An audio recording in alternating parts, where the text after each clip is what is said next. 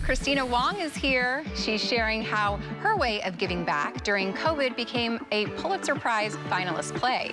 You won't want to miss it. Love those moves. What started as a one-woman effort to help others during the COVID-19 pandemic transformed into a team of hundreds of volunteers. And now it's been turned into a comedy story called Sweatshop, Overlord, a Pulitzer Prize finalist play. And here to share more on the inspiration behind it is creator and actor Kristina Wong. Kristina, thank you so much for joining me here. Yes, I'm so excited to talk about this. And first and foremost, let's give an overview of the play. Yeah, so this is basically the show I never thought I'd make. I found myself in March 2020, as we all did, sidelined by the pandemic. In my specific case, as a solo performer, I was deemed a non-essential worker. And I sew my sets and props for my previous shows and suddenly found that I had one essential skill in a moment where we were not a culture at that time that wore masks or had masks on the market. And I went to my Hello Kitty sewing machine and sewed my first mask, made a very naive offer to the internet that if you needed a mask, I could get you one, not realizing that was everybody.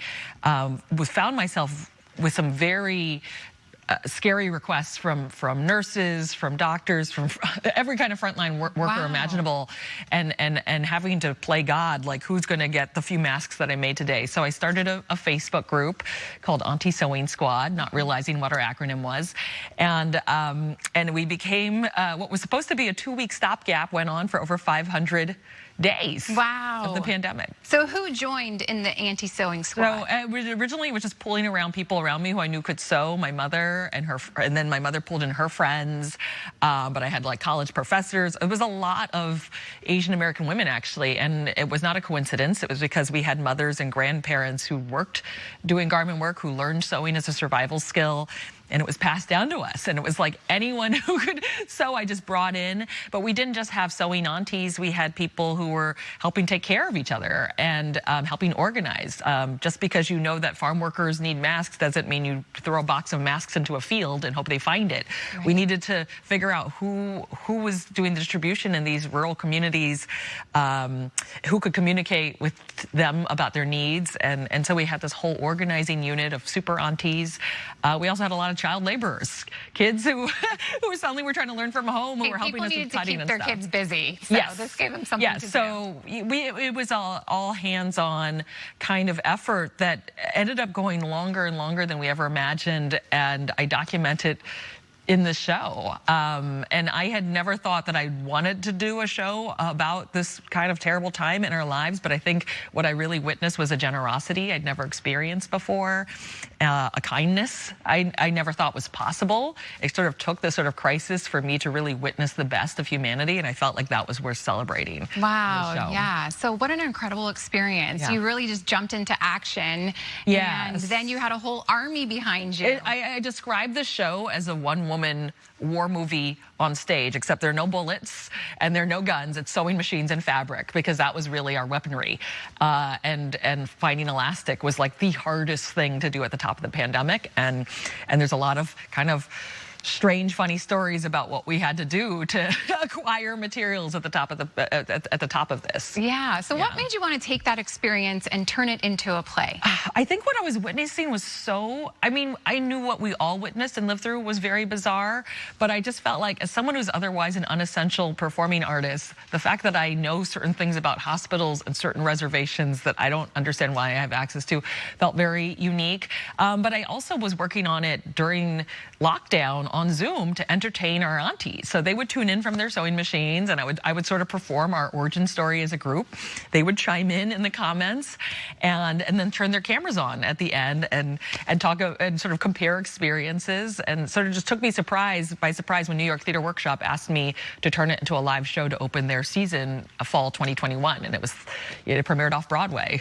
Amazing. Yeah. And I know one of the things that you've incorporated is there's so many hilarious stories. So how were you able to take kind of this serious issue and make it into a funny comedy? Well, it's so much of a bunch of aunties trying to put trying to make medical equipment with our sewing machines it was just felt so absurd. Like, we are like one of the most powerful countries in the world, and here I am like begging people to cut the straps off their bras, right? So that nurses could have some sort of form of protection. So a lot of the humor comes from the sort of the absurdness and the strangeness of what we were experiencing, and how is it that I, as someone who has no military experience, no garment work experience, suddenly leading this army, this battalion. And so the humor kind of already existed in our group as a survival mechanism. Like, we had to kind of joke about how ridiculous this all was to kind of get through the day, and just the strangeness that people's children's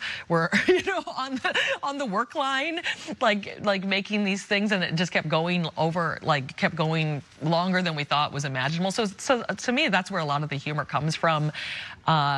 But also just, I think what is so remarkable is the generosity. And I feel like a lot of people didn't get to witness that humanity could come together in this moment. I felt like I saw that, and I feel like it's worth sharing. All right, so give everyone the details about the play. You've already been on the run, and so there's a limited time that people can still come out. Give us the details. Yes, so it is playing at the Strand, 1127 Market Street at ACT until May 5th. At this point, I have 13 more shows left, 2 are student matinees, and you go to act-sf.org and go get a ticket. Amazing. Yeah. And you are born here, right here in San Francisco. You grew up here. So what is it like for you returning to home and being able to perform? Oh, it's so incredible to see all these people, to recount this kind of crazy moment from our past that we all lived in separately, but to see my old prom date, Roberto, to see, like, you know, my family, and to actually meet the aunties. We have a huge hub of Bay Area aunties here who've shown up, who I never knew. Most of them were sort of strangers before all this, and to see them show up live, and to see the audience see them, it's really incredible and emotional. So this is, to me, more than just a play. It's a community. It's a possibility. Congratulations. Yeah. That's so cool to take this experience that you had and be able to turn it into that. And really, it's just a continuous kind of homecoming. I mean, they were a part of this, and now they get to be here and see it on the stage. So, and feel witnessed, right? I think it's so much about bringing a sort of history in that, because I feel like we would be remembering this time as a time where Asians were being hate crimed or blamed for this virus. I witnessed something very different, and I feel like that's worth sharing and celebrating. Okay, well, one more time, where can people get tickets so they make sure to check it out? ACT-sf.org. That's American Conservatory Theater, San Francisco, 1127 Market Street. You can even just go walk right up to the box office. Tell them Kristina sent you. No excuses. You can get your ticket.